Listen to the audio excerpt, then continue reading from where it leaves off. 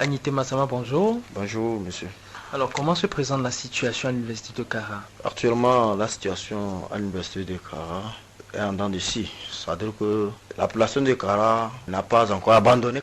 Les étudiants vont continuer peut-être à réclamer, à revendiquer à travers les rues de Kara. Parce que je dirais qu'actuellement, si l'université de Kara était fermée, ce n'est pas aussi un moyen quand même pour faire taire nos revendications. Nous allons entreprendre peut-être d'autres démarches pour faire entendre nos voix, peut-être à travers la ville de Kara. Ce que je déplore, le fait de laisser les forces de l'ordre à travers les rues de Kara, ce n'est pas le moyen quand même pour faire et peut-être taire les étudiants de Kara. La solution, c'est de chercher peut-être à répondre peut-être positivement peut-être à nos revendications, que d'essayer d'intimider un peu la population de Kara et les étudiants. Donc actuellement la situation est calme, mais je rappelle peut-être au gouvernement que nous avons quand même des choses à entreprendre dans les prochains jours. Est-ce que vous avez rencontré les autorités ces derniers jours? Certains aînés de ACAM sont venus au palais des congrès pour rencontrer. Qui, par exemple?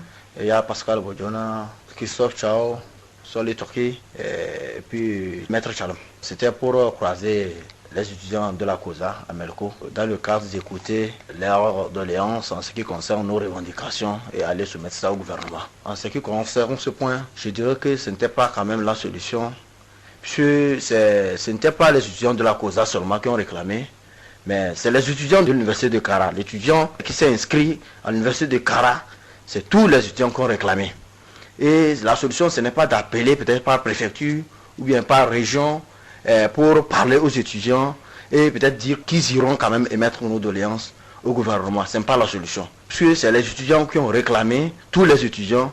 Donc la solution, ce n'était pas de regrouper les étudiants de la COSA pour les parler. Peut-être c'est une manière de les intimider ou bien de garder le silence. Mais ce n'est pas la solution, ça ne garde pas encore le silence. Nous savons ce que le gouvernement est en train de jouer actuellement. C'est pour semer des divisions entre les étudiants. Et puis je dirais que si c'est pour semer des mésententes entre les étudiants, je leur assure qu'ils seront des pardons. Au lieu de chercher à résoudre peut-être les problèmes étudiantins, je déplore franchement qu'ils cherchent peut-être à semer des mésententes entre les étudiants. Mais je leur assure que nous serons unis et nous allons continuer la bataille. Nous n'allons pas baisser les bras. La plupart des autorités, que ce soit Pascal Bodjona, Soli Turki, Maître Chalim et Christophe Chao dont vous venez de parler, viennent de la COSA. Est-ce que vous ne voyez pas que vous êtes en train d'affronter vos grands frères? En principe, vous savez quoi? Ce pays, franchement, ce n'est pas affaire de grands frères ou affaire de petits frères. Nous sommes la relève de demain.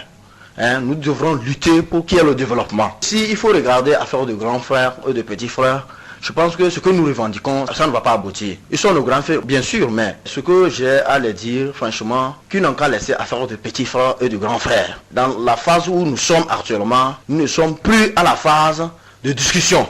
Nous voudrons qu'ils nous rassurent quand même. Nous voudrons d'abord un décret qui rassure que nos revendications sont prises en compte. Parce que l'État même regorge des moyens.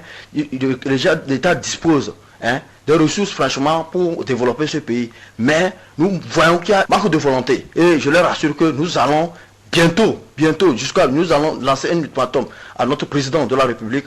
Nous le donnons jusqu'au 22. Mercredi le 22, que si les étudiants n'ont pas eu satisfaction, nous allons interpeller tous les secteurs à nous soutenir pour demander franchement sa démission parce que nous voyons qu'elle est dans les capacités de diriger ce pays pour des simples choses que nous avons réclamées. Alors jusqu'où êtes-vous prêt à aller pour avoir satisfaction à vos doléances?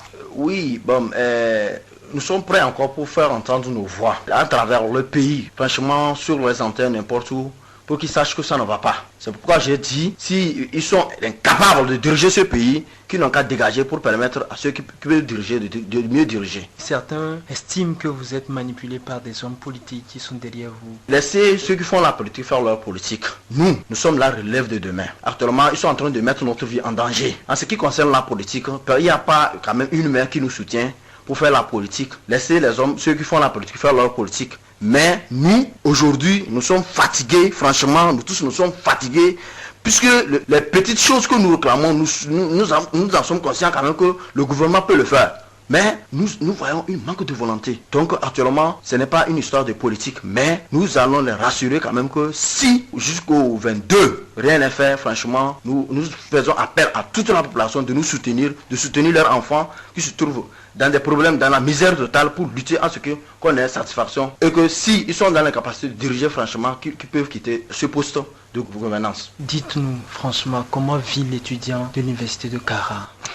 Franchement, c'est difficile franchement de trouver 50 francs pour prendre le bus. Mais les étudiants se débrouillent pour suivre les cours. Avec ce système LMD, franchement, qui nous coûte très cher et qui nécessite assez de moyens. À chaque semaine, il faut préparer peut-être 1-2 000 pour avoir le cours. Or, bon nombre d'étudiants quittent leur village pour la ville de Kara. Donc les vivres qu'on les donne, puis les petites sommes qu'on les donne, ça ne leur permet pas de vivre à l'aise. L'étudiant de Kara s'épanouit à travers les aides. Donc sans cette tranche, franchement, je suis sûr que c'est pour conduire bon nombre d'étudiants dans une tunnel. Donc, sans les tranches, l'étudiant de Kara ne peut pas vivre. Il ne pourra pas suivre les cours. Non seulement ça, peut-être qu'il va regagner le village. Anité Massama, merci. Merci.